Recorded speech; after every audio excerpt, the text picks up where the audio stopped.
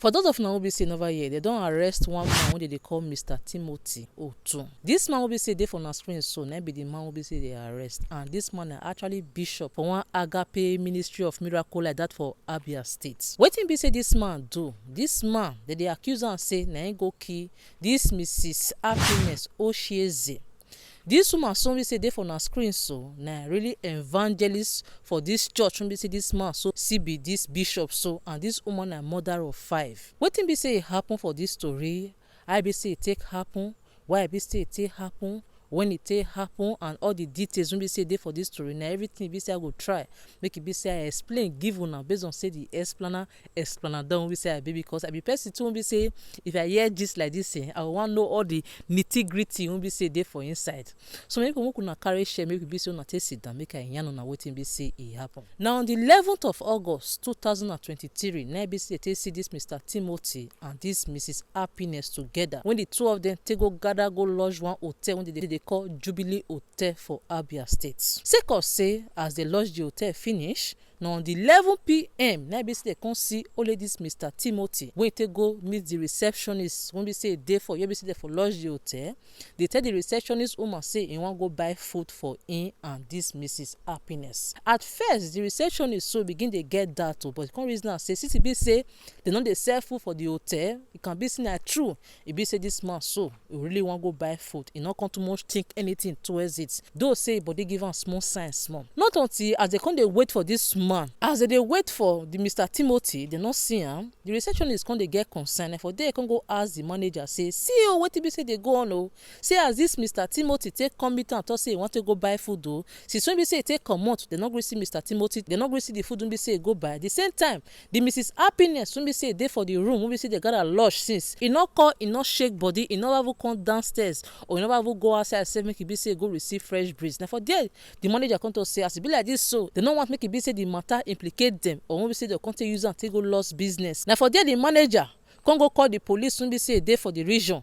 He can't tell the police say see oh now one man and one woman gotta lodge this hotel oh. See as the man take come on say he want go buy food. For there the policemen when we say they now followed by the receptionist and the manager, they can't go the room when we say Mr. Timothy and Happiness take go lodge. They try to knock the door, Mrs. Happiness no answer. They kick the door, Mrs. Happiness no will shake body, no will do like say person even there for inside the room safe. Now for there the policemen now can't need to take break the door of the room when we see the two of them for lodge. Lord and behold, they see Mrs. Happiness dead body for the hotel room. Foam they gush come outside for him mouth and him nose. Looking around the room, they not see anything like any instrument when they say go prompt waiting be say they see. There the policemen come begin they get the doubt say maybe na drug they drug Mrs. Happiness when we say she take by. When they come begin they do research now for the room, they not see any property when we say belong to Mr. Timothy. The only thing when we say they see when we say come fit take help them take identify who Mr. Timothy be and make they take know who he be say be the dead body when we say they see for ground come be Mrs. Happiness phone. Police come begin they carry the phone, no come begin they look different photos or the phone contact when we say they come use through the phone take get the phone number of Mrs. Happiness husband. This Mr. Timothy so na married one I be this the same thing too for Mrs. Happiness. Now from through the phone and I be say police come take use take get the phone number of Mrs. Happiness husband. When they call your husband now, the husband say he no over there for Abia State. Say na Enugu na be say he travel go for work. Now from through the phone and they come take note say Mrs. Happiness na mother. The husband too come give other details when we say know about the wife to police. So as the husband give the details when we say know about the wife and the trip to police, now make it be say police fit use the information take go find the person we say really they responsible for the death of a wife. Meanwhile by this time around so the husband no even know say now this bishop will be actually the bishop of the church when we say he and his wife they go. Now be the person we say go lodge for hotel with his wife. For inside the phone, police can see other love text messages when we say Mrs. Happiness exchange with Mr. Timothy.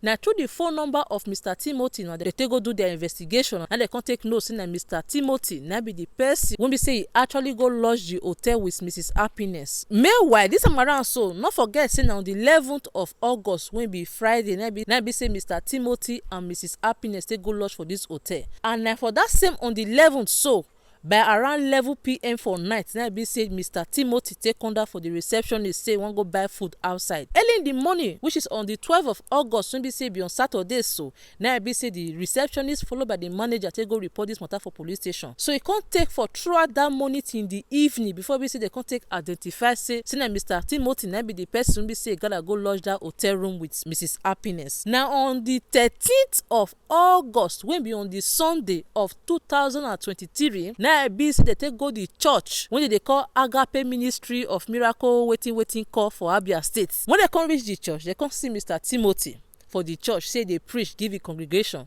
And guess what be say they preach about? They preach about repentance. So now for inside now the police people now come to say go they very very disrespectful in the sight of God, and go they very very disrespectful in the sight of the congregations and the church members. When be say Mr. Timothy don't preach finish now, and for their police can use handcuff now, take handcuff in hand, take carry and go police station. So since now when be say they do this video, so they never really carry other important information come outside regarding the death, and this Mr. Timothy now never really accept say na be the person be say really caused this death of this woman. As we dey look this matter, so e be like say the Nigeria police followed by the husband of Mrs. Happiness so go actually carry this matter so go court, make it be say they take see justice for their beloved wife and beloved mother. You see, when we say this story, when we say I come across this story, I come dey look and say this Mr. Timothy so now go be the person we say go dey responsible for this woman death, because if you not be the person we say they responsible for this woman death, if at all say maybe say in the act when we say the two of them they do their love you, I love you know, when we say the two of them they smash each other, if at all say if anything happened during that time,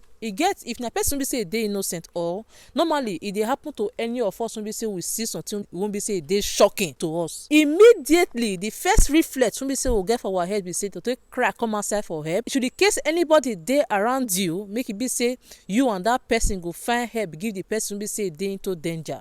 But what it be say this Mr. Timothy do? He come down from the room when be saying and this woman for lodge, go meet the receptionist, talk say want go buy food.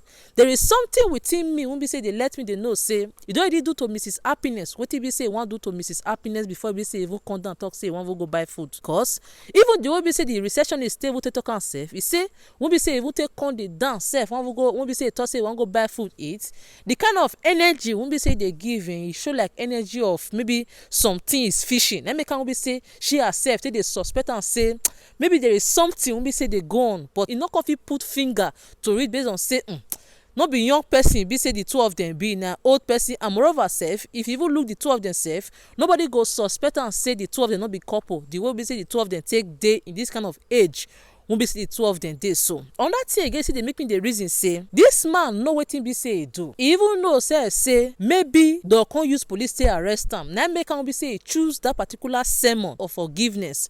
Maybe they use indirectly they tell the congregation say may they forgive him for the things when be say go yet to unfold for the story. And another thing when be say see they very very impressive and very very interesting for this matter, if you look the two of them, this Mr. Timothy and this Mrs. Happiness, so if you look the two of them, not be these same two people, so one a bishop, one a evangelist, not be these same two people, so not be the congregation go they report their own marital matter, go they give in the name of say pastor, in the name of counseling. And if you even look this Mrs. Happiness too, with the way we say she take dress so for appearance wise, so you feel me, so she not show that kind of person we say go actually want cheat on your husband. You sure say that kind of person we say you talking that those kind of sister Chiamaka when we say they for the church, then when we say in fact if you even hear say they even go fire yourself and go with the that God, maybe God do mistake. This story so the lesson we say I see for inside be say number one, you won't be say they go church, maybe be careful the kind of church when we say you go, and if you they go the church, me you know say that God now make we say they go the church, not because of pastor,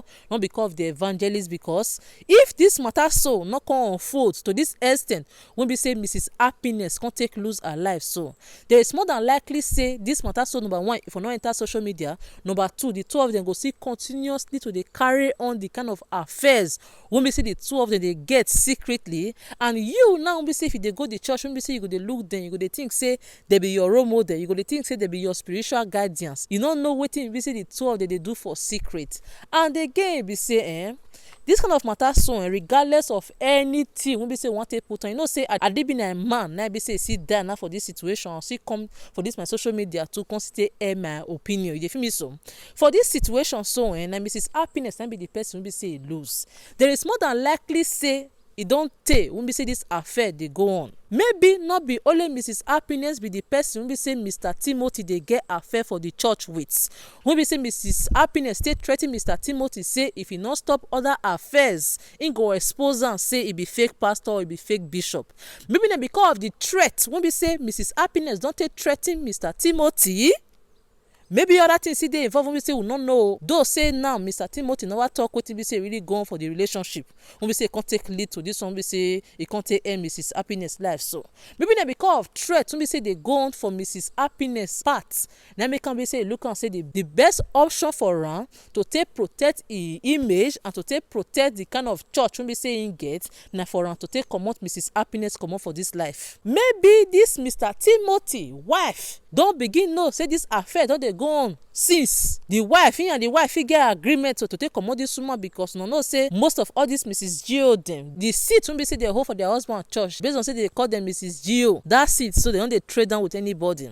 Maybe the wife too don see threaten this Mr. Timothy, or he get wetin be say this Mr. Timothy, if at all say this secret leak come outside for the public, for the congregation wey be say dey for the church wey be say Mr. Timothy get, he get wetin be say Mr. Timothy dey fear to lose. It can be his image, it can be the church, it can be money, it can be threat from anybody. Now make am be say take this action wey be say take. So anyway my people, na that one na be wetin be say I just imagine say na be say fit happen for this story, because come to think of it, in what other ways when we say, especially for Nigeria, when we say we know say if a marital affair like this stay leak come outside for social media, at the end of the day na the woman na be say they go blame for the situation of say na the woman na be the person we say go tempt the man of God or go tempt the man. Some people go see they when they go talk say we know say man they are polygamous in nature, they go use and take comot the blame for the man, but they go they put for the woman, but this na the woman na be the person we say go do wetin be say dey for hand. If you come look all these things so for this Nigeria system wey be say we dey, come look and say at the end of the day this Mr. Timothy fit get away with it if at all say this matter so no happen o, say he come choose to take end this woman life allegedly. There is something wey be say dey under it, wey be say he na go be the person wey be say go fit tell us the A to the Z of wetin be say really happen to this Mrs. Happiness. Either good or bad, the good make it be say they see justice for Mrs. Happiness, so because she all carry die like fowl. Person be say get 5 children. Maybe the time we say she take go do this affair so, and because say her husband already tell am say they travel go Enugu, he can't look and say the best time for am to take continue the affair when be say they do with this bishop. And you when be say be married man and married woman, make the two of them make una dey check una self, because this Mrs. Happiness so all those evangelical nights when be say they go, when you go tell husband, you go tell the children say they go different ministry for different part of the state for Nigeria for them. Now let God know how many lies they don't tell the family when be say they go they carry go the lodge hotel with Mr. Timothy. The same thing too say go for Mr. Timothy. Now let God know the kind of lie too be say you don't see tell your own wife and the children for us. And at the end of the day, uncle, who can be mumu for this matter? Na person be say lost in life regardless, because this life so na only one na be say be you know they get to. Mrs. Happiness married woman, he get 5 children. Now she don't buy now 5 children see their life. Now can be the person we say you can't take care of the 5 children. Unfaithfulness, you know they lead to better thing. Till we don't see different story for social media when be say some men go follow side chick. Now from side chick 5 minutes enjoyment, now be say they lost their life. The same thing too see go for this Mrs. Happiness so, or for some other women when be say they dey for the husband house or they dey for relationship, they no go one day faithful, they go use through 5 minutes enjoyment to go end their life. So many people now what be say I get for this matter, if you dey cheat on your partner, either man or woman, make you use this kind of story so take get sense. And the children now they come grow tomorrow, now they come begin to see their mama for social media, their man news, what be the cause of their mama death, say because say their mama dey unfaithful to their papa through bishop bishop, not be even like young boy now we say go fit service you now, give you left or right.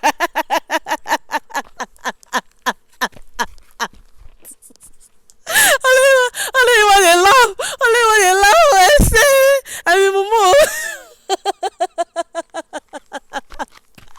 no, we see that young boy now we see the cassava now strong, we say go fit zan you, give you, turn you old man will be say the boss sef don even lose sef, won't be say if he even do one or two sef e don finish. Anyway, abeg you, and they come know, I don't know though children na be say I pity for, not be even for this woman sef. Though sha they no dey pray death for anybody sha, I pity for the woman too, because I did be the woman dey alive now, say she know say this kind of a thing will be say she do, and then go be the thing will be say go lead to her death. I believe now say she for think twice of the kind of action will be say she take, will be say she take go land for this situation. So unfortunately be say she don go, and what be say she come go tell about God. Hey God oh, what if she come go tell about God? Maybe she don dey faithful all her life oh, but for the just maybe your husband no dey give am the time, your husband no dey give am, no dey give am wetin be say he want. He just use through these few days of her life, so just say make he just take go enjoy herself. The enjoyment now come lead to her death. Now she come go tell God say baba God forgive me because of Ebola, na be say, and because of Ebola na be say I dey for inside, and because of Ebola na be say you call me come. Oh no, e no make sense anyway. More will change, more will change. So maybe the very first time we see they come across my social media platform with this, make you not forget to subscribe and make you press on the post notification bell, and so that anytime we say I take upload new video, that he go be the very first person to take note say I don't upload new video. Until I see you now for my next video. Bye bye. Now I be say they take go the church when they call Agape Ministry of Miracle waiting call for Abia State.